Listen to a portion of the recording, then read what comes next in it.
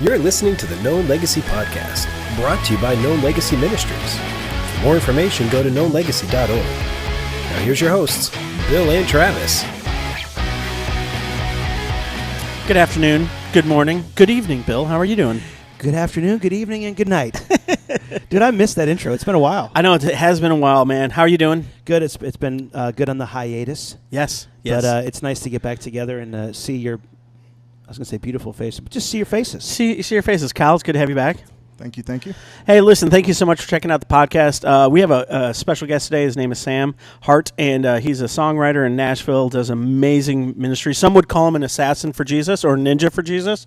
I'm not saying who. I mean, who would? But some people do. They wouldn't even see him coming, so they wouldn't be able to say it. It's going to be a fantastic conversation about perseverance, overcoming, your stories of how God gets you where he wants you to be and things of that. Hey, stuff. Listen, Known Legacy, always check us out online. Facebook, YouTube, if you want to watch the videos and see what we look like. You can check us out on Instagram. Questions, comments, concerns, info at Known Legacy would be great. We have 2 huge events coming up that I'd really like to let you know about. Yeah. Event number 1 is we have a date night coming up in September, and this is going to be in the Allen area of the DFW, Texas. Yes, sir. And it's going to be a phenomenal night for you and your wife. Our job, Bill and I, our heart is always that we would, that was awesome, that we would give you guys laughter, joy, and start conversations that every marriage needs to have, but it's difficult to start on your own. Yeah. And then the next weekend we have the men's retreat coming up, and spots are filling up, so make sure you sign up for that and get that going. Getting excited about them. And we are so excited about that, so excited about being back. And Lord, I'm so excited about the question of the day. So here's the question. School's about to start. My wife is a teacher. She goes back to the classroom on the 1st of August or 2nd or 3rd or whatever day that is. And so as a kid, when you were growing up, what was your favorite thing about going back to school, and what was your worst thing, the thing you hated about going back to school? Bill, you go first.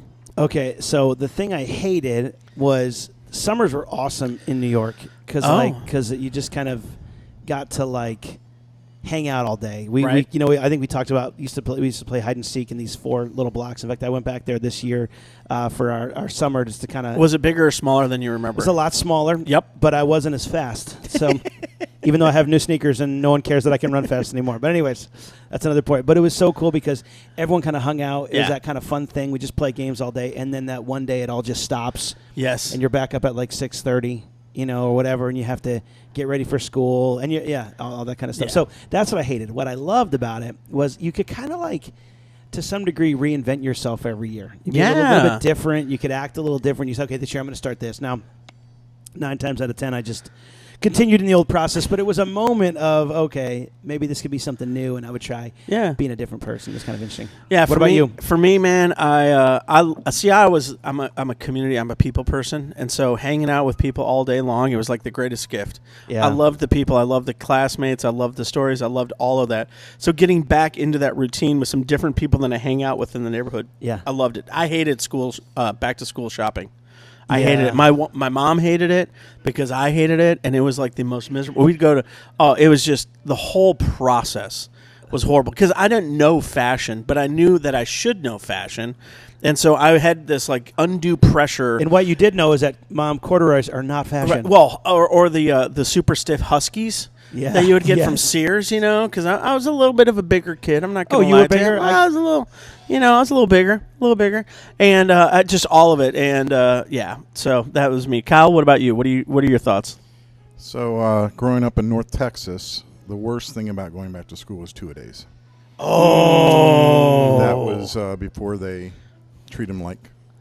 Before the handful of deaths. Yes. That when you threw up in your helmet, they're like, keep it on and smell. It was before Gatorade, let's put it that way. Exactly. The best thing was, this was before iPhones and all that, so you had your neighborhood friends, but going back to school, and then you got to reconnect with all your other friends. School friends, yes. Ding, ding, ding, ding. Yes. That's exactly it. Pre-technology. So love it. Well, man, we are so glad to have Sam on today. Sam Hart, thank you so much for being on, man. We're excited to have you on today. Oh man, love the applause. Thanks for the invite. Well, Honored man, to be here. and we would love to hear your maybe highs and lows from school when you were there. Yeah, so I was homeschooled from K through 11, and then they unleashed me on public school for senior year. Oh no! Oh no! And so what I loved about it was I could just stop for lunch and make any sort of burrito I could imagine. I mean, I invented this thing called hot dog burritos, where you get a tortilla and hot dogs and cheese and mustard. I mean, it was What kind of cheese? What kind of cheese? Whatever was in the fridge that day. You know what those are called? That looked like cheese, by the way. Anything that looked like cheese. Yeah, you know what those are called in Texas? Donkey tails. They're called donkey tails. My son's favorite meal. Thing? It is. We there's a restaurant down in Grapevine that's known for chili, and my son was there. He's like 6th grade, and he's like, "What's a donkey tail?" And they're like, "Well, it's a hot dog with a tortilla." And ever since then, man, when he has a chance to make lunch, Luke will make a donkey tail every single time. I've never heard it, so that's amazing. Yep. I thought Sam made them. I thought you created them, man. Well, I think they stole it. I created it, so I'm kind of sad right now. No, I would go back to them and ask for 10%. That's what I'm saying. Exactly. I think the thing I hated was just no bus ride. Like, it's like, what is the demarcation point? Like, what is the transition from brushing your teeth to now I'm at school? Yeah. It was very disorienting. Basically, I was disoriented my whole life until 18. And that's why I did music. I want to deep dive into that. What the culture shock was that senior year. You walk in and you've been homeschooled, so you kind of have your homeschool friends, and I'm sure there were some sports you were playing. And all of a sudden, you literally get thrown into, because it was Southern California, right? Yes. Okay. Yes. Where exactly? San Diego. Oh man, I lived in San Diego for 3 years. Oh yeah. Tierra Santa. I went to San Diego School of Creative and Performing Arts. Thank you very much. You're welcome. I didn't know that about you, going to performing arts school. Yeah. Good thing we haven't done this for 8 years together. I'm a theater kid. That's Shocker. Awesome. I know, right? So what was that like for you? You get into high school, your senior year, and it is, I can only imagine the culture shock that was. Yeah, well, I'm sort of like you. I'm a people person, so it was weird to not be around anybody from like age 6 until 17, except siblings. So it was so classic. I can't even go into it. It was just so classic. But I think for me, it was just like people, culture. And so for me, it was totally great. But I think the shock was more for the other kids, the other people, and teachers probably too. It's like, who is that kid with the briefcase and the suit walking through the halls, putting up posters, selling us Amway products? Yeah, I mean, dude, that's way too close to home. It's probably half true. 17-year-old male in high school. There's a girl. There's a girl. There's a girl. There's a girl. Not my sister. Not my sister. Not my sister. There's girls. Wait, this is a co-ed thing? That's awesome. Dude. Well, we are so glad to have you on today, man. And dude, so we've had some great conversations and have had a chance to connect. But man, so share your story with all of our listeners. Just share your story and your journey, what you do. I mean, Sam is a singer-songwriter, but share more of that in detail of who you are, how you got to do that, all that kind of stuff. Yeah. So in short, what I do a lot of days and a lot of nights is produce records. So I get with artists, signed, indie, whatever, and we typically write a song together. They bring a finished song, and I help them record it so they can put it out. So sometimes it's singles, sometimes it's EPs, sometimes albums. And then kind of related to that, but parallel, is I get to write songs too. So I'm signed to this label called Curb Word, and the publishing company's up on Music Row. It's really cool, right across from the old RCA building. Oh yeah. And so, yeah, man, kind of living the dream in that sense. And it's just a faith walk, man, just learning how it's not at all up to me, any outcomes, and yet I still have to get up early and work like it is up to me. So trusting God, but also just learning how to steward it without, I love this thing I heard recently, like my worth doesn't come from work. And now I'm 41 years old, and probably easily the last 2 decades, my life's been about learning that the hard way. Yes.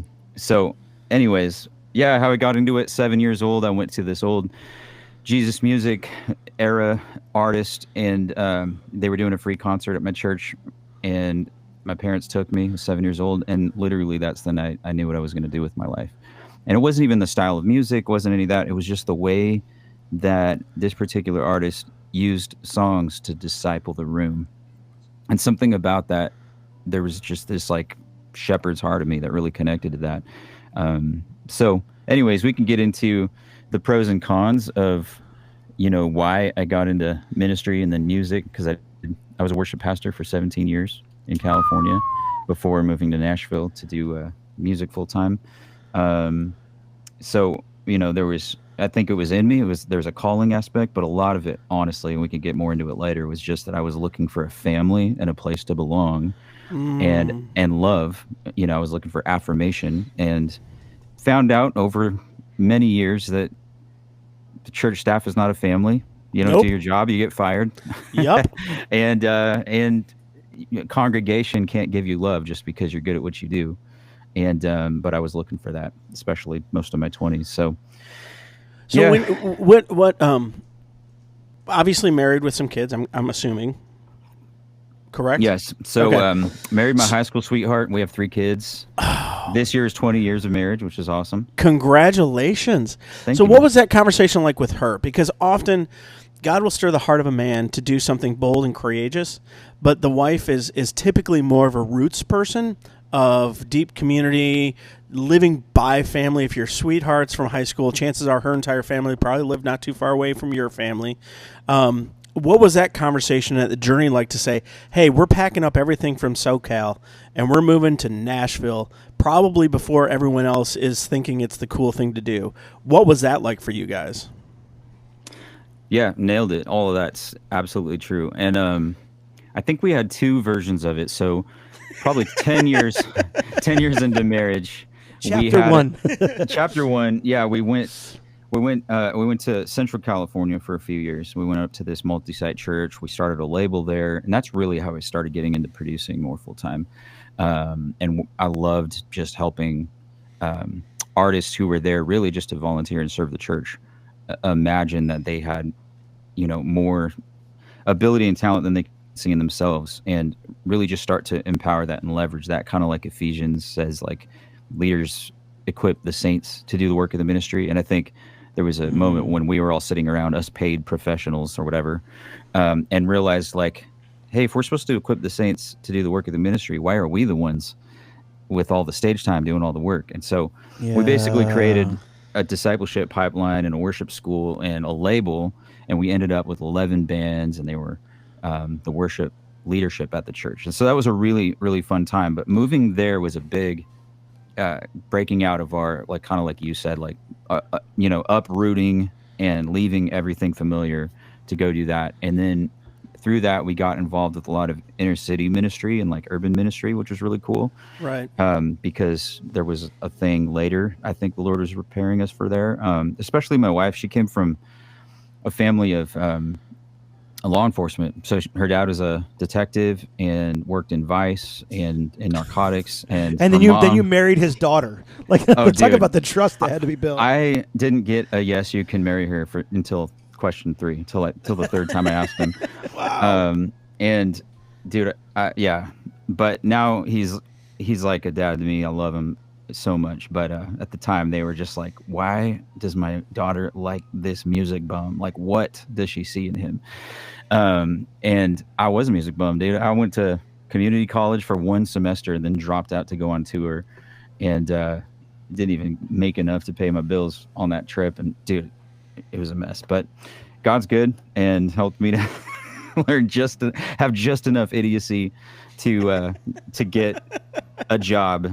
And finally they let me marry her. And then I feel like that should be the title of your husband book. Just enough idiocy. Just enough idiocy. Oh, that's chapter 1 and the title. Chapter 1.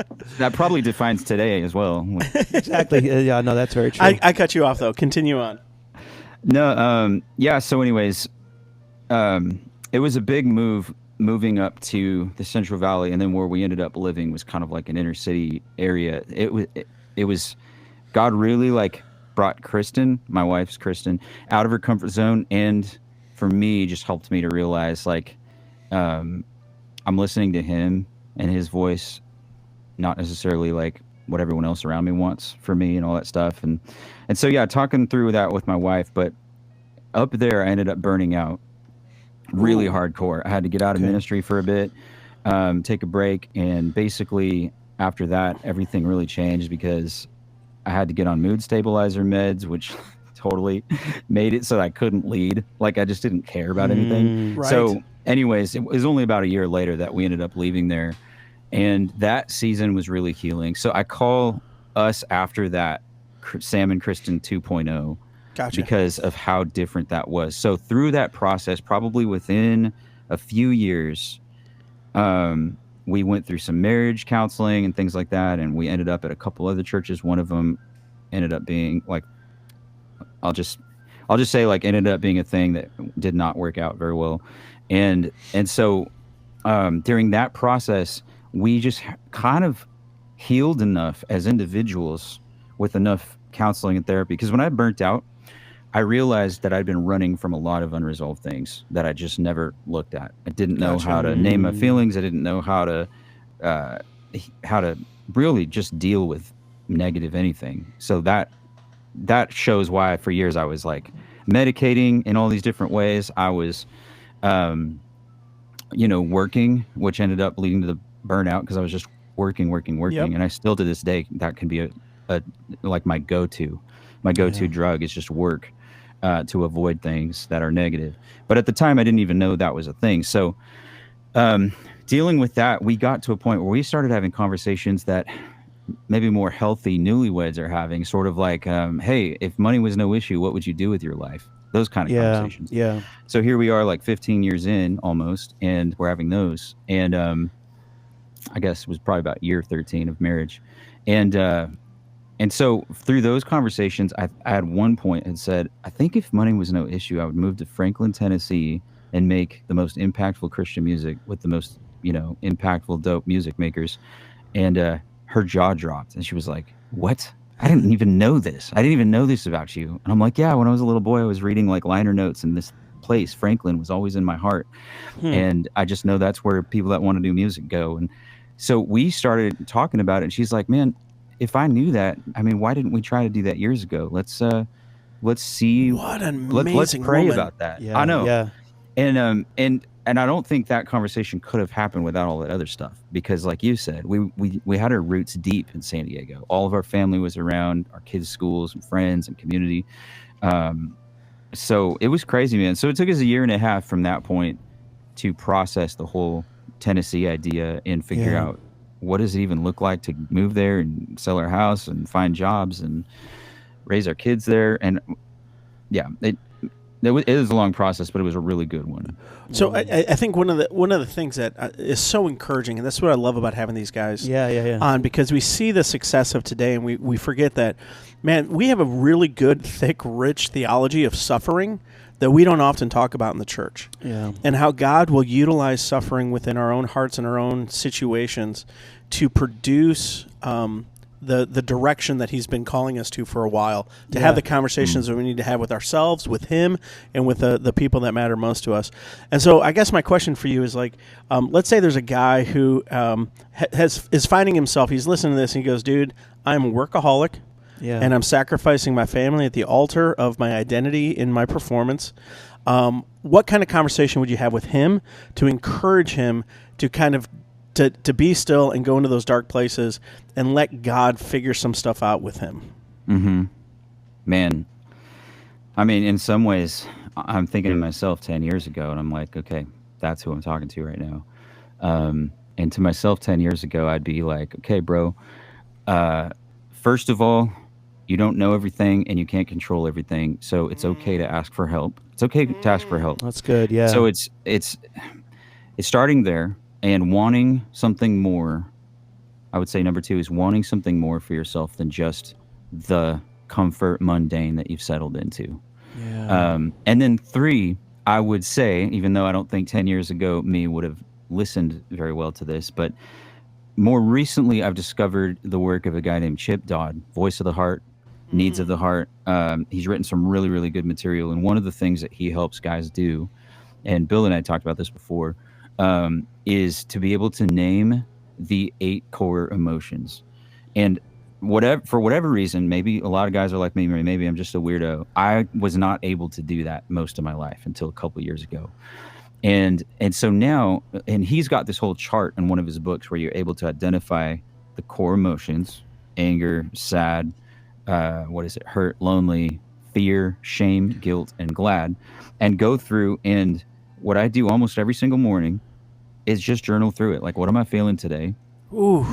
And then there's also, he has a book called Needs of the Heart, and every single one of those emotions has a need that needs to be met. And I think 10 years ago, me, and maybe a guy listening to this, like you described, 10 years ago, me did not know, first of all, that I wasn't angry all the time and grumpy. I was actually really sad about some things that I had not accepted. I had not accepted that.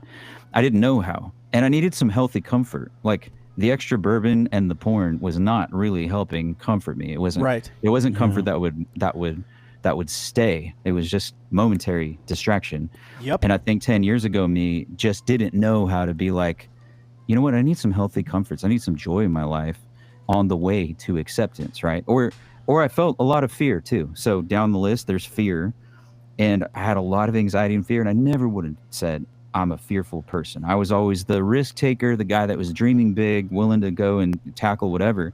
But I had a lot of anxiety and fear that I didn't know how to deal with. And if you go over to the needs section of the chart, the need for fear is protection and help and refuge. So I didn't know that if I'm fearful and anxious, I could go ask for help. I could ask for refuge and look for protection, first from God, realizing he really is that refuge, but also to be able to just ask for it. And so that's something now I can look back on, realize I couldn't do then, but now I'm realizing, dude, part of this is just the ability to be like, as a human, I don't have to know it all. I don't have to know everything. Like, Jesus knew I was human when he made me. He knew I was human when he died for me. He knew I was human. That's why I can come boldly before the throne of grace and find help in time of need. And it's not just forgiveness, because we think of the throne of grace as, oh man, I'm a bad person. No, you make mistakes. You're not a mistake, which is what we learned from Healthy Shame. Chip talks a lot about this in Voice of the Heart. So I would hand myself 10 years ago that book, and I would say, read this, do what it says. You'll be a lot healthier. Dude, I love that, because I think we do a disservice to men, because we have associated dealing with our emotions in a very feminine way. Yes. And it's talking and just copious amounts of talk. Yeah. And I think the biggest tool that we can give them, and I love how you identified it, and we're going to plug this book because I'm picking it up today. Yeah, I want to check it out. Chip Dodd. D-O-D-D. Dodd. Chip Dodd is... It's not a matter of just talking about it. It's a matter of like having the tools to identify it and then sitting with it. Yeah. And again, I think most of us, the biggest challenge for men is we keep a pace in our lives that doesn't allow us to just be still and allow God to reveal those things and then kind of work on them with us to resolve them and to reveal to us, hey, here's the ways that you're trying to take care of it yourself. It's never going to work. It's a distraction. I want to take care of it in the deepest level to give you, to allow you to live out the life that I created you for, I've called you to, and I've actually gifted you for. And so I think that's fantastic. Now, you talked about journaling. Were you always a journaler, or was this journey kind of kicking that off? Because I know some guys are journalers. Some guys don't like. I have dyslexia. I can't spell, so I hated journaling for a long time, and now I find it's one of the most therapeutic things I do, just because it gets everything out of my brain onto paper. Yeah, So, what were you a journaler before? How did that impact? No, I always hated journaling, literally until about a year and a half, 2 years ago, because I think I thought of it. And seeing how other people would journal, it was like they were documenting their days. Like, here's what happened. Da, da, da, da, da. And in my mind, I'm like, I want to freaking live my life, not write about it. Like, I'm missing out on this next moment. I want to drink life down to the last drop, not freaking. Anyways, so I kind of hated that about it. But what I found with this exercise I'm talking about is to be able to name the feeling. And then the hack is to be able to go, oh, and I need this, which is huge. Like benefit in life, to be able to like not just know I'm feeling this, but I need this. But then, dude, where it really gets transformative is two things. One is to be able to bring that in the same journal. Maybe it's the next page or the same page. Like, God, thank you that you hear me, which is what Jesus prayed in the garden. God, I thank you that you hear me. And also this one, I thank you that you gave me the gift of feelings and that you want me to feel them because they're not good or bad, but they lead me to getting my needs met and living an abundant life. And then, God, today I'm feeling this and I need this. Would you help me to meet that somehow myself, or would you bring someone to help meet that need? And here's where the second part of that, the hack, that especially for married guys, is maybe somebody listening will identify with this, where like, man, for most of my marriage, I was so unable to go through that process that, say, there was some expectation I had of my wife and I felt rejected by her. So some expectation or something. Well, that rejection would turn into some sort of hurt that I didn't know how to say, I feel hurt. And, according to this Chip's, book, he talks about hurt. The need for hurt is attention. You need that hurt to get attention. Well, before you can get healing, that hurt needs attention. Well, if I didn't know I was hurt, then of course it's just going to fester because I'm going to stuff it and medicate it. And then that's going to turn into resentment. You said bitterness. Bitterness and resentment is really similar. And I'm just going to hope it goes away or try to manipulate her to give me what I need through shame and guilt. And really what I need to do is learn how to say I'm hurt, and whether she meant to hurt me or not, that's not even the point. That hurt needs attention, and it starts with me giving it attention, because there's times when that attention means, Sam, you're hurt, but she didn't do anything wrong. Boom. I mean, that's the attention it needs sometimes. Other times it's, hey, that hurt me when you did this thing, and I just wanted to share it with you. I'm not expecting you to fix it. I just need you to know it. And she can give that attention and be like, oh, I'm so sorry. Actually, I just, whatever. I had a headache. I was whatever. And let's revisit that or whatever. And then now, instead of it festering into resentment, there's relationship around it, which is incredible. And so for me, that's what that journaling exercise does. Well, and the beauty is you're inviting your wife into the healing process, and you're inviting her into what she feels called to do is support and be for you, not against you. But often they have no idea how to do that because we don't know what to identify and to let them know. And so it kind of defaults to these very base resentment kind of things. So that's absolutely, dude, we need to have you back. And that's why we call you a Jesus ninja / assassin. And because this is, how did you know what I do after dark? I have people. I know things. People who know people. No, but this conversation has been so good and so fruitful, and so I really do appreciate it and your willingness to go there, because some guys, it's hard to talk about it, and so I appreciate you being willing to talk about it. And I think that's the big call to action today is, acknowledging, hey, I can either, because I'm guessing now that if you were dealing with these wounds in an even deeper level now, how different that would be in such a chaotic environment like the song industry. Where literally everyone's rejecting 90% of what you do all the time. No, I don't like this. It doesn't sound good. You shouldn't do this. No, I don't like that line. And then everything would be an offense. And I love that you got it out of the way. And I think that's the biggest call is guys, for us to do the things that we need to as followers of Jesus, as men of God, as leaders of our family, we need to get those wounds out of the way that other people really aren't saying to us. We're hearing it from a tone and a voice that's not real. It's from the enemy. So I love that you address that today, man. I love it. And so we definitely want to have you back on, man. We will definitely have you back on because I want to hear more about the songwriting side too. At some point, but this was so valuable. Well, this was all about, our theme is wake up, gear up, and come alive. And this is all, this whole conversation was about waking up. The wake up part, The wake up and to have a follow-up conversation of how do you leverage that to gear up, to understand your gifts, your callings, your unique journey that God's and how He's going to provide for you even when the bank account says different, and how that has impacted you, your wife, and your kids to come alive. I would love that. So, man thank you for the conversations. I would love to. We will get you back on. Man, I love it. So before we go to the Fast Five, any final thoughts or statements or things you'd want to say to that guy out there who is in that man, God has something great for him, but man, he's got to deal with this. What was your encouragement be for him? Yeah, I think it starts with shining light on just the inner self. And so for me, that started during my burnout. I went to a counselor. Actually, it was a Christian who was a therapist, a lot of letters after his name. And he did some of these things a lot of us have heard of but don't know what they are, like EMDR, internal family systems, like these modes of therapy that really do help because it's blending science with the Bible when they're the right person. So to me, it's important to seek out someone who's a Christian and believes the Bible is God's word and that kind of thing. Yep. Yeah. But for me, that's where a lot of growth really started. That was about 10 years ago. And I feel like that jump started a ton. I had a lot of things I was avoiding and running from, and a lot of forgiveness that needed to happen. And sometimes you can't get to the next chapter until you take care of that basic stuff. Yep. And really, it's just getting to know yourself. I mean, a lot of times one of my friends said it this way: you come out of the womb and you just take your umbilical cord and snap it onto someone else. We try to get our needs met through all these other things and people in our lives, and realizing, like, dude, in a real way, it really is just me and Jesus. He gives me the capacity to sit at his feet and get my needs met through him. And then I can go out there and start connecting with other people and other things, like my mission in life and all these big things.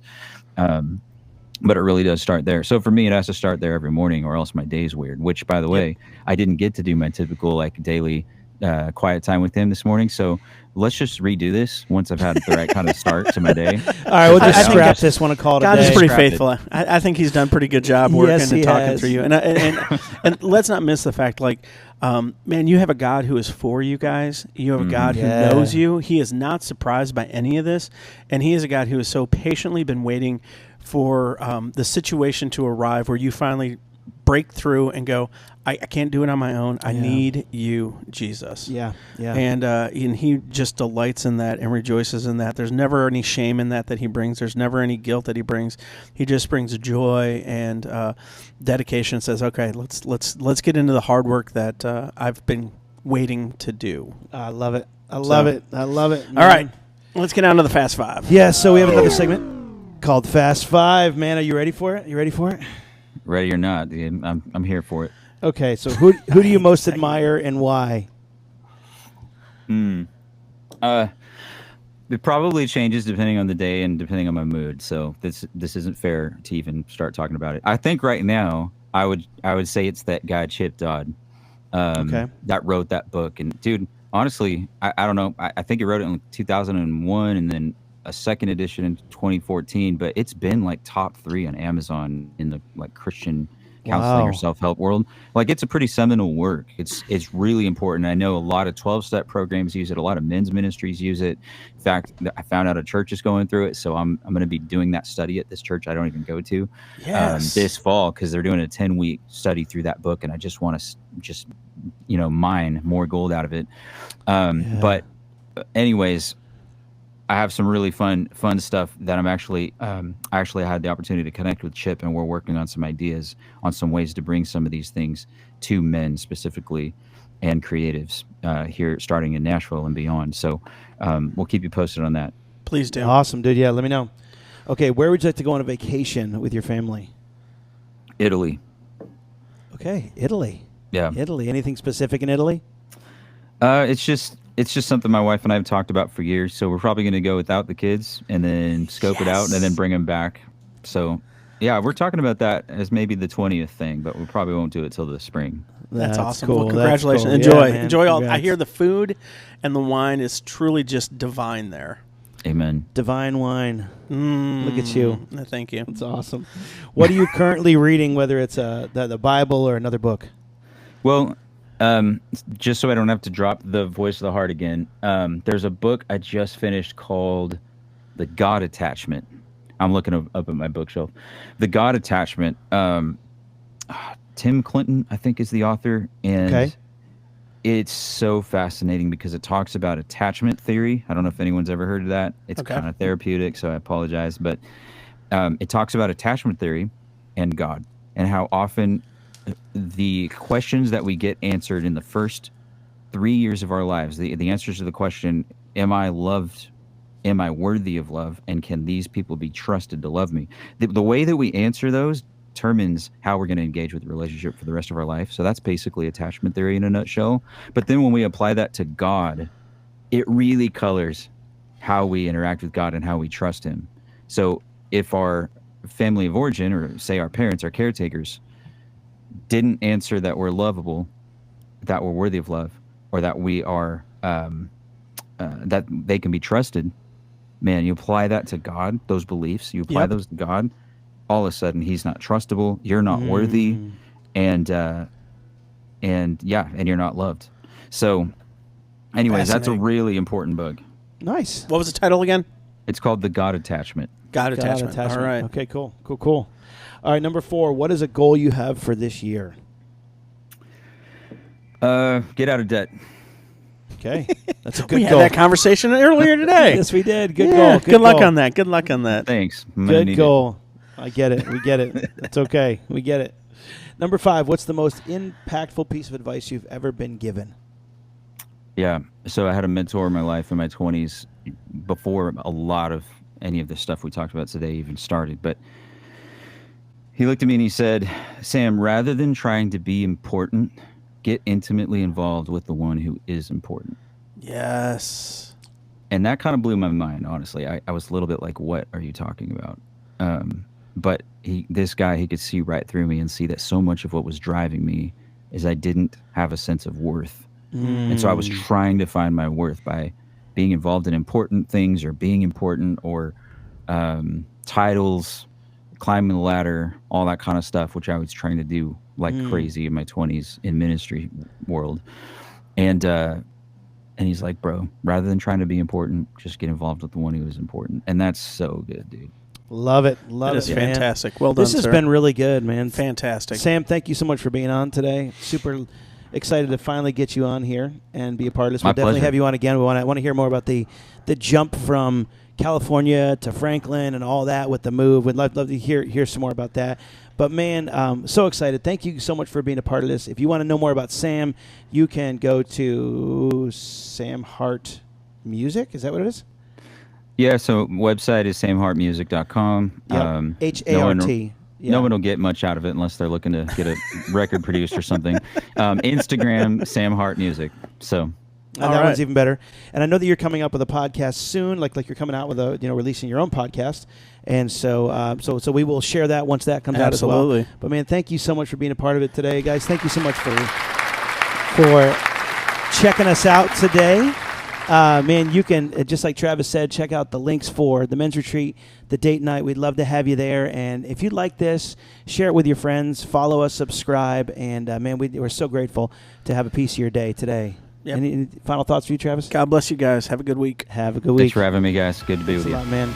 Thanks for listening to the Known Legacy Podcast. We'd love to hear from you. So email us your questions or comments to info@knownlegacy.org.